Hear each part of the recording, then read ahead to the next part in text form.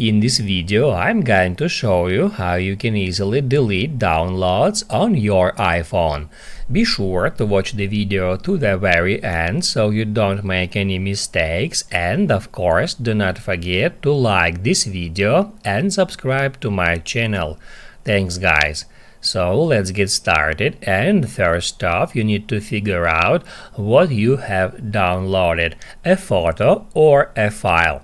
If you have downloaded a photo, it probably was saved to Photos app, so you can just open up Photos, then go to Recents, and that's where you may find a photo that you have downloaded. In order to delete a photo that you have downloaded, all you have to do is just touch and hold your finger at that photo, then scroll down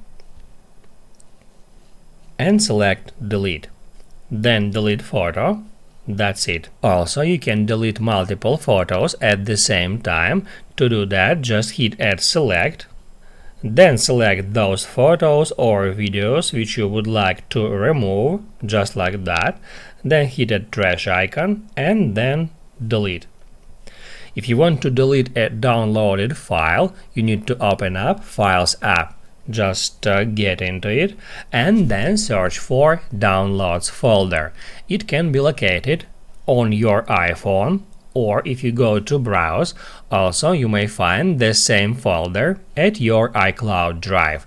So you can get to your iCloud drive, then Downloads, and that's where you may find your downloaded files, or you can go to On My iPhone, Downloads, and search for a file here. In order to delete a file, all you have to do is just hold down your finger on it and then hit Add Delete. That's it. Now you can write down in the comments below if you have any questions about the tutorial. Hit the like button if you liked that video, and see you in the next one.